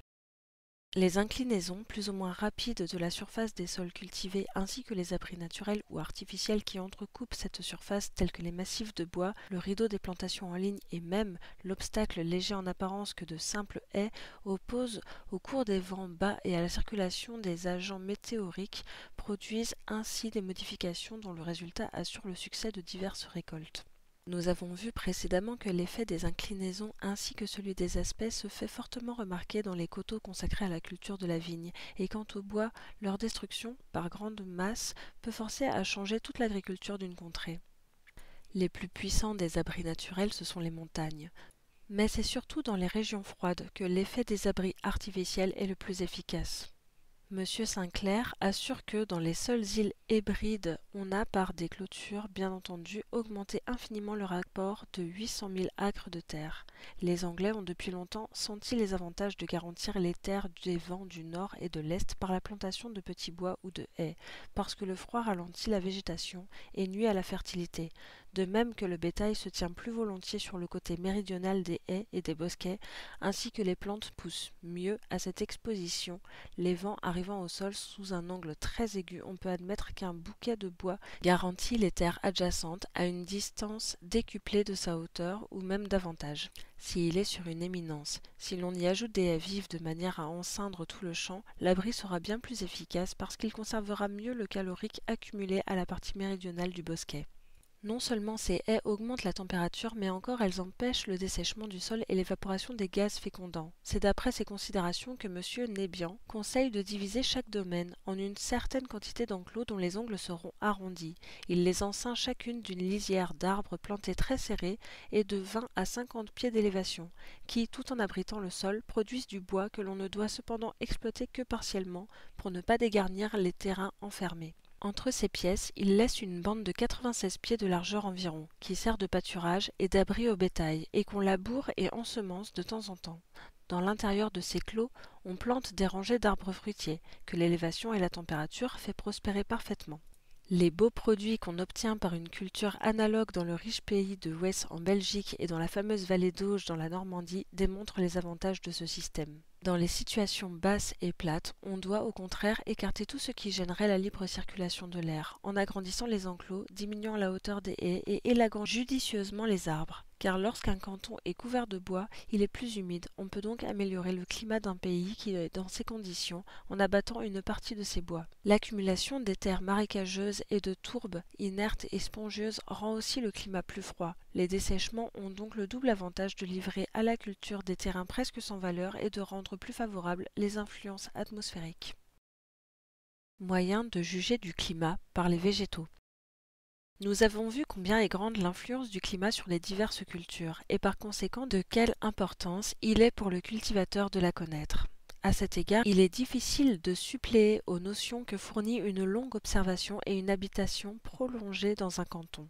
Le propriétaire qui achète un domaine dans un pays nouveau pour lui, le fermier qui va y prendre une exploitation, ne saurait donc se dispenser de consulter sur cet important sujet les habitudes et les pratiques des habitants du lieu, tout en les éclairant de leur propre lumière. Ils peuvent aussi puiser quelques renseignements dans l'étude des plantes qui croissent naturellement sur le sol et qui, influencées aussi bien que les végétaux cultivés par le climat, peuvent le lui indiquer jusqu'à un certain point.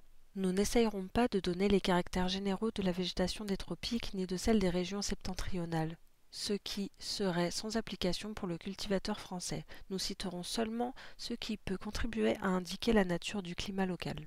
Dans les lieux et les situations où le vent est fréquent et violent, les arbres ont une forme trapue et peu d'élévation. Ils sont très rameux et indiquent par une inclinaison générale et par le plus grand allongement des branches du côté opposé du point de l'horizon, d'où le vent souffle d'une manière prédominante.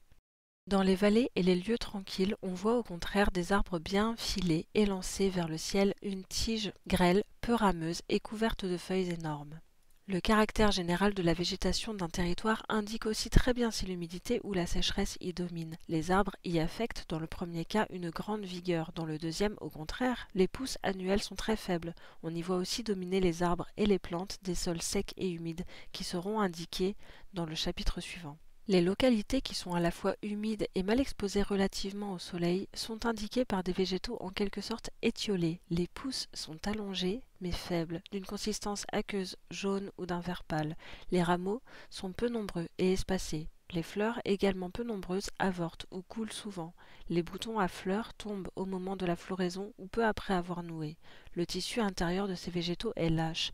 Leur épiderme est sans poils, quoique souvent il en présente dans leur état naturel. Les lieux qui se rapprochent de la condition des montagnes offrent comme elles des plantes basses, ramifiées dès les racines, d'une nature sèche et dure. Leurs fleurs et en général tout l'appareil de la fructification est fort développé comparé au reste de l'individu. Les graines sont grosses, bien mûres et avortent rarement. La surface des feuilles et des tiges est souvent couverte de poils, plus nombreux sur les sommités que sur le reste de la plante. La couleur et les odeurs des plantes peuvent même servir à indiquer le climat. Dans les lieux bien exposés, dans ceux dont le ciel est généralement serein, peu couvert de nuages et où les brouillards sont rares, là où l'air est fréquemment renouvelé, les odeurs des plantes sont plus prononcées et plus pénétrantes, et leur couleur plus foncée que dans les contrées où le climat est dans des conditions opposées. Chez plusieurs plantes, on voit les mêmes fleurs, blanches ordinairement, prendre une teinte plus ou moins foncée. Les ombellifères particulièrement présentent ce phénomène. Plusieurs se teignent en rose sur les sommités, comme le cerfeuil, etc. Le vert des plantes alpines est généralement foncé, celui des plantes de tourbière pâle et tirant sur le bleu, celui des plantes de bois ou qui croissent dans les pays ombragés d'un vert pâle, tirant sur le jaune. Des moyens de prévoir le temps. Les instruments de météorologie indiqués dans les premières sections de ce chapitre font apprécier plus exactement les influences atmosphériques et l'état actuel du temps, mais ils ne contribuent qu'accessoirement à faire prévoir cet état à l'avance. Or, nul n'est plus intéressé à ce résultat que le cultivateur, le vigneron, le jardinier, qui pourraient alors modifier leur culture, hâter ou retarder leurs travaux, prendre des mesures pour se préserver ou tirer parti des météores dont ils auraient prévu l'arrivée prochaine. On peut dire sans exagération qu'une telle connaissance augmenterait de plus d'un quart les produits du sol, et s'il est vrai que la plupart des habitants des campagnes acquièrent par leur expérience personnelle l'art de prévoir le temps dans leur localité, on ne saurait douter de l'importance qu'il y a pour eux à profiter de toutes les observations faites sur ce sujet, et à pouvoir éclairer à cet égard leur expérience et en quelque sorte instinctive par la connaissance des signes qui sont de véritables indicateurs ou pronostics des divers changements du temps. Dans un climat aussi variable que le nôtre, cet art est fort difficile et demande toujours de la connaissance des localités, en outre de celle du résultat des observations générales que nous allons reproduire. Pronostics fournis par les instruments. Les pronostics tirés du baromètre. Le baromètre monte ordinairement plus ou moins le matin jusqu'à 9 ou 10 heures et descend jusqu'à 2 ou 4 pour remonter ensuite. Les mouvements contraires à cette marche sont un indice probable de changement de temps. Ces changements s'annoncent presque toujours la veille au moins. Lorsque le baromètre étant déjà au variable ou au-dessous, descend, il annonce ordinairement la pluie. Le mercure monte quand le temps tourne au beau. Les vents du nord et du nord-ouest tiennent ordinairement le baromètre au-dessus de la hauteur moyenne. Ceux du sud-est et du sud-ouest le tiennent en dessous. Quand le temps est à l'orage, les agitations du baromètre sont plus marquées. Il remonte précipitamment quand l'orage est près de finir. Lorsque le mercure baisse par un temps chaud, c'est signe d'orage. En hiver, lorsqu'il monte, c'est signe de froid. S'il baisse pendant le froid, c'est signe de dégel. Un gros temps accompagné de la baisse subite du baromètre ne sera pas de longue durée. Il en sera de même du beau temps, accompagné d'une hausse subite. De même si l'ascension a lieu par le mauvais temps et continue avec ce mauvais temps pendant 2 ou 3 jours. Attendez un beau temps continu. Mais si, par un beau temps, le mercure tombe bas et continue de tomber durant 2 ou 3 jours, cela présage beaucoup de pluie et probablement de grands vents. Les pronostics tirés du thermomètre. Le thermomètre n'indique rien d'autre chose que les variations de température, mais il les indique de la manière la plus exacte et la plus certaine. On ne peut donc s'en servir pour prévoir le temps que d'après les conséquences souvent très concluantes que fournit le changement de température. En général, lorsqu'il fait très chaud et que le temps fraîchit, ou qu'il fait froid et que l'air se radoucit, cela indique de la pluie ou de la neige selon la saison. Pronostics tirés des girouettes. Les girouettes, en indiquant d'où viennent le vent, sont des pronostics très précieux à consulter. En parlant des vents, on a indiqué leurs caractères dominants et généraux pour la France. Personne n'ignore, après avoir habité un pays pendant quelque temps, quel changement dans le temps est indiqué par celui du vent. Les pronostics tirés de l'hygromètre. Les variations les plus importantes provenant de l'état d'humidité ou de sécheresse de l'atmosphère, cet instrument est un des plus utiles à consulter. En donnant une mesure ou une indication de l'humidité, il dénote assez souvent à l'avance la pluie ou les brouillards. Pronostics fournis par les astres. Les pronostics tirés du soleil. Indice de vent. Le soleil se lève pâle et reste rouge. Son disque est très grand. Il paraît avec un ciel rouge au nord. Il conserve une couleur de sang. Il demeure pâle avec un ou plusieurs cercles obscurs ou des raies rouges. Il paraît concave ou creux. Quand le soleil semble partagé ou quand il est accompagné d'une parélie, c'est indice d'une grande tempête. Signe de pluie. Le soleil est obscur, et comme baigné d'eau, il se lève rouge et avec des bandes noires entremêlées avec ses rayons, ou devient noirâtre. Il est placé au-dessus d'un nuage épais, il se montre entouré d'un ciel rouge à l'est. Les pluies subites ne sont jamais de longue durée, mais quand le ciel se charge petit à petit et que le soleil, la lune ou les étoiles s'obscurcissent peu à peu, il pleut généralement pendant 6 heures. Signe de beau temps.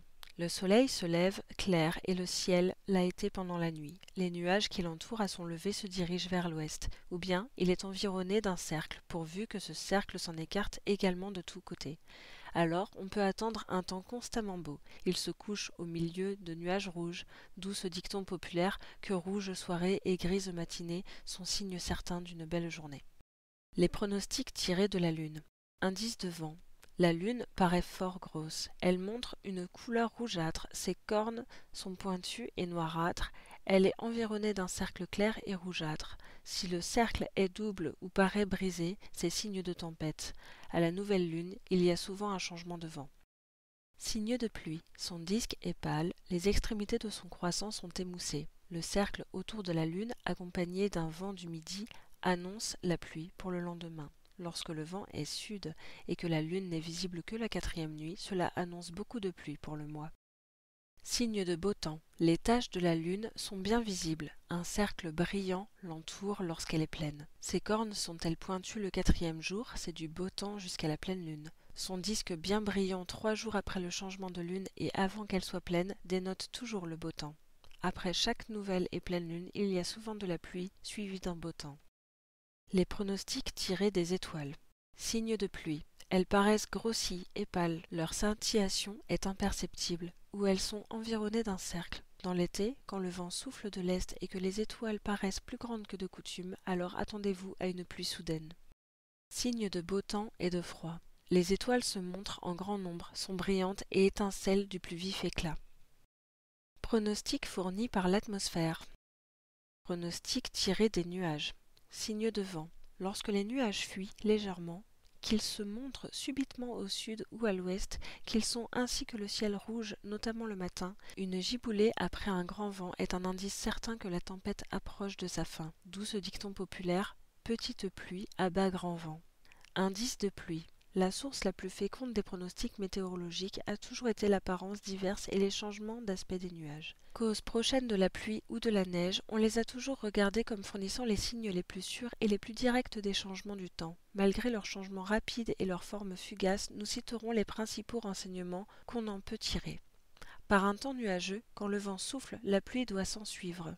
Les nuages sont encore indices de pluie, quand ils s'amoncellent et ressemblent à des rochers ou à des montagnes qui s'entassent les unes aux autres, quand ils viennent du sud ou changent souvent de direction. Quand ils sont nombreux au nord-est le soir, quand ils sont noirs et viennent de l'est, c'est de la pluie pour la nuit. S'ils viennent de l'ouest, c'est pour le lendemain. Quand ils ressemblent à des flocons de laine, c'est de la pluie après 2 ou 3 jours. Lorsqu'il a beaucoup plu dans un endroit voisin de celui où l'on se trouve, dans l'été particulièrement, il se forme plusieurs couches de nuages. On doit donc attendre de la pluie, mais de peu de durée, parce que l'humidité qui en avait été la cause était peu considérable. Alors on a ce qu'on nomme des pluies d'orage. La pluie est de peu de durée quand le ciel couvert de nuages le matin et l'air éteint tranquille, les rayons du soleil viennent à percer les nuages, car la chaleur, en dilatant alors l'air supérieur, le rend capable de contenir plus d'humidité et le temps devient serein.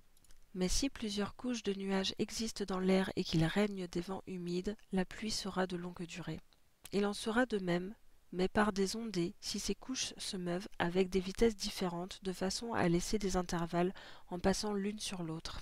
Si la pluie commence 1 heure ou 2 avant le lever du soleil, il est à croire qu'il fera beau à midi, mais s'il pleut 1 heure ou 2 après le lever du soleil, en général, il continuera à pleuvoir pendant tout le jour, et alors la pluie cessera.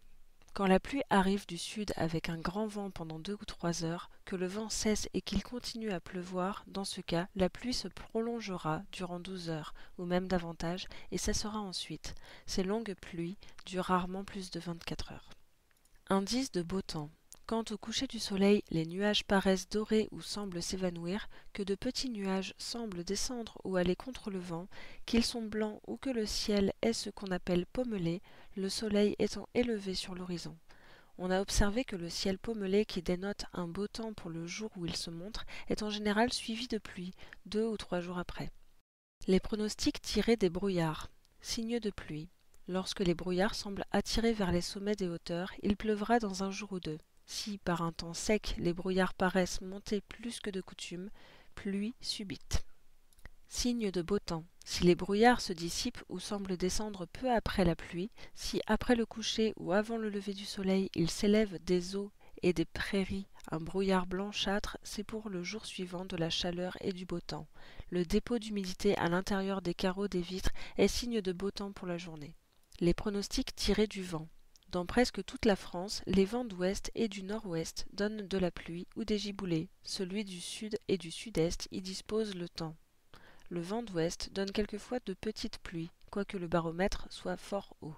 Quand le temps est orageux, il règne dans l'atmosphère plusieurs vents opposés. La marche des nuages en divers sens, ou dans une direction contraire à celle indiquée par les girouettes, est donc signe d'orage. Pronostic fourni par les végétaux. Signe de pluie. Le liseron des champs, le mouron des champs, le souci pluvial et beaucoup d'autres plantes ferment leurs fleurs aux approches de la pluie, ce qui a même fait appeler le mourou baromètre du pauvre homme. Pronostic fourni par les animaux. L'air pénètre presque tout le corps des oiseaux, les organes de la respiration se continuant dans leurs os. Il n'est donc pas surprenant qu'ils paraissent plus sensibles aux variations et aux influences de l'atmosphère que les autres animaux. Ce sont eux que le navigateur, le chasseur et toute personne obligée de passer sa vie au dehors consulte principalement. Ils nous fourniront les indices les plus nombreux. Indice du vent. Les oiseaux aquatiques se rassemblent sur le rivage et s'y ébattent, surtout le matin. Les foulques et les canards sont inquiets et criards. Les corbeaux s'élancent dans l'air ou folâtrent sur les rivages. Les poissons de mer et d'eau douce, lorsqu'ils sautent souvent à la surface de l'eau, présagent un orage. Indice de calme. Le retour de l'alcyon à la mer quand le vent dure encore, la sortie des taupes de leurs trous, le chant ordinaire des petits oiseaux, les jeux des dauphins sur l'eau pendant l'orage. Signe de pluie. Les oiseaux d'eau quittent la mer pour venir à terre. Les oiseaux de terre, et notamment les oies, les canards, vont à l'eau et y font de grands mouvements et de grands cris. Les corbeaux et les corneilles se rassemblent et disparaissent ensuite subitement. Les pies et les geais s'attroupent et jettent de grands cris. Les corneilles crient le matin d'une manière entrecoupée ou plus que de coutume. Les hérons, les buses volent bas. Les hirondelles rasent la surface des eaux. Les petits oiseaux oublient leur nourriture et fuient vers leur nid. Les pigeons gardent leur demeure, les poules, les perdrix, etc. se roulent dans le sable et secouent leurs ailes. Le coq chante le soir et le matin et bat des ailes. L'alouette et les moineaux chantent très matin. Le pinson fait entendre son cri de bonheur près des maisons. Les paons et les hiboux crient plus fort et plus souvent que de coutume pendant la nuit, etc., etc. Les ânes braient plus que de coutume. Les bœufs ouvrent leurs naseaux, regardent du côté sud, se couchent et se lèchent. Les chevaux hennissent avec violence et gambadent. Les moutons et les chèvres sautent beaucoup et se querellent. Les chats nettoient leurs faces et leurs oreilles. Les chiens grattent la terre avec ardeur et un grand bruit se fait entendre dans leur ventre. Les rats et les souris font plus de bruit que de coutume, etc. Les grenouilles et les crapauds croissent dans les fossés. Les vers sortent de terre et en abondance. Les araignées travaillent peu et se retirent dans leur coin. Les mouches sont plus lourdes et plus piquantes. Les fourmis gagnent à la hâte leur habitation, ainsi que les abeilles. Les cousins chantent plus que de coutume, etc. Signe de beau temps. Les milans, les butors volent en criant. Les hirondelles volent bien haut, parce qu'alors les insectes se tiennent dans les régions supérieures. Les tourterelles roucoulent lentement. Le rouge-gorge s'élève dans les airs et chante. Les roitelets chantent le matin de 9 à 10 heures et l'après-midi de 4 à 5 heures. Les cousins et les mouches jouent dans les airs après le coucher du soleil. Les frelons et les guêpes paraissent le matin en grand nombre. Les araignées se montrent dans l'air et sur les plantes, filent tranquillement et étendent beaucoup leurs raies. Signes et pronostics d'hiver. Indices de pluie tirés des corps inanimés.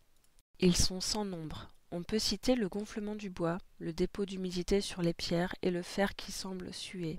On voit alors les cordes des instruments de musique se briser, les toiles des tableaux et les papiers de teinture se relâcher, le sel devenir humide, un cercle remarquable se montrer autour des lumières, les étangs devenir troubles et boueux. Signe d'orage. Quand le temps est étouffant et que le sol se fend, c'est toujours un présage que l'orage est proche. Dans l'été, quand le vent a soufflé du sud pendant 2 ou 3 jours, que le thermomètre est élevé et que les nuages forment de grands amas blancs, comme des montagnes qui s'entassent les unes aux autres, accompagnés de nuages noirs en dessous.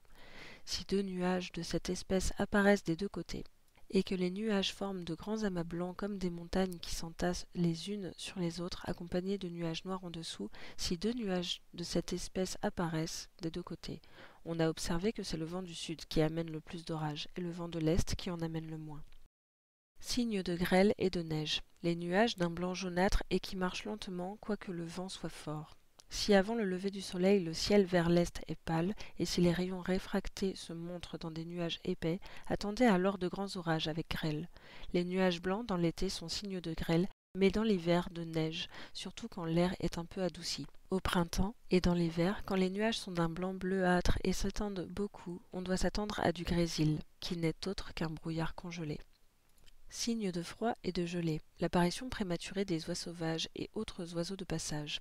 La réunion de petits oiseaux en bande, l'éclat du disque de la lune et l'aspect pointu de ses cornes après le changement de lune, si le ciel est brillant d'étoiles, si de petits nuages bas voltigent vers le nord, si la neige tombe fine tandis que les nuages s'amoncellent comme des rochers. Signe du dégel.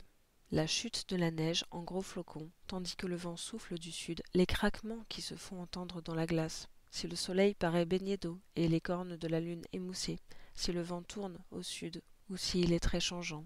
On voit que ce sont en général les mêmes indices que pour l'humidité. Du climat de la France. L'anglais Arthur Young rend ce témoignage en faveur du climat de la France, que de toutes les contrées de l'Europe, il n'en est peut-être pas une qui soit dans des conditions pareilles de prospérité. Sachons donc profiter des avantages naturels de notre situation. Ceux qui tiennent au climat sont aussi essentiels que la qualité du sol, et il est impossible d'avoir une idée exacte de l'abondance et des ressources d'un État si l'on ne connaît pas les avantages et les désavantages naturels de ces différents districts. Mais il faut avouer que pour le cultivateur praticien, il n'en est pas tout à fait ainsi. Des généralités sur le climat des différents bassins de la France auraient pour lui peu d'utilité, et il trouvera plus de profit à méditer les considérations consignées dans les sections précédentes afin de les appliquer à la localité qui l'intéresse. Qu'il nous soit permis de dire seulement que le climat général de la France est tempéré et que, considéré dans l'ensemble, il n'est ni sec ni humide. Il se prête merveilleusement à toutes les tentatives de cultivateurs qui le verront récompenser leurs efforts s'ils savent choisir avec discernement les cultures convenables à chaque localité. En effet, le territoire français est trop vaste et trop varié pour qu'il soit possible d'y prescrire une culture uniforme. Ainsi, la Normandie et une partie de la Bretagne sont mises par le voisinage de la mer dans des conditions analogues au climat de l'Angleterre, et il en résulte que l'air est plus humide et plus favorable au pâturage, que la température y est plus égale, c'est-à-dire les étés moins chauds et les hivers moins froids. D'un autre côté, Arthur Young dit qu'en Angleterre, le fermier qui, ayant labouré en automne, sème en février, jette les semailles dans un bourbier, tandis qu'il sème dans une terre de jardin, si après avoir labouré en février, il confie immédiatement ses semences à la terre. Il en est tout autrement dans la culture du Midi. L'homme qui laboure en hiver et sème en février travaille dans une terre de jardin. celui dont les labours sont exécutés en février, ne sème le plus souvent que dans les mottes à peine brisées et est obligé à un grand nombre de travaux préparatoires. La sécheresse de l'été oblige les cultivateurs des terres fortes en Provence à se servir beaucoup du rouleau après chaque labour. Un herçage qui suit l'action des rouleaux émiette parfaitement la terre. Lorsque les printemps sont secs, on est obligé d'employer d'énormes rouleaux de pierre, dont le travail difficile et pénible reste quelquefois imparfait. Les seconds labours d'été offrent dans ces régions un autre genre de difficulté. Lorsqu'il ne pleut pas ou que les pluies estivales sont peu abondantes, ce qui est le plus ordinaire, un labour fait imprudemment gâte la terre et y fait croître une multitude de coquelicots et de crucifères qui épuisent le sol et le couvrent pour plusieurs années de leurs semences abondantes. Ces considérations font sentir combien on doit insister sur l'influence des climats dans l'application des principes de l'agriculture. Monsieur Rosier fait remarquer que la France est divisée en 14 bassins, dont 4 grands et 10 petits. On entend par bassin tout le pays qui a pour ses eaux une même voie d'écoulement. Ainsi, la portion du terrain qui sépare un bassin d'un autre est nécessairement plus élevée, puisqu'elle détermine la pente des eaux. Nous nous bornerons ici à nommer ces bassins. Les 4 grands sont ceux du Rhône, de la Seine, de la Loire et de la Garonne, qui doivent être subdivisés chacun en un assez grand nombre d'autres. Les 10 petits bassins admis par M. Rosier sont ceux de la Basse-Provence ou du Var, du Bas-Languedoc formés par plusieurs petites rivières et principalement par l'Aude et l'Hérault, de la Navarre ou de la Dour, des Landes de Bordeaux, de la Saintonge ou de la Charente, de la Bretagne et de la Normandie, composée de la Bretagne proprement dite où le principal cours d'eau est la Vilaine, et de la partie de la Normandie arrosée par la Vire, la Lorne, la Touques, etc. De la Picardie ou de la Somme, de l'Artois ou de l'Escaut, de la Meuse, de la Moselle, on peut encore y ajouter celui du Rhin, pour la rive gauche de ce fleuve depuis Belfort.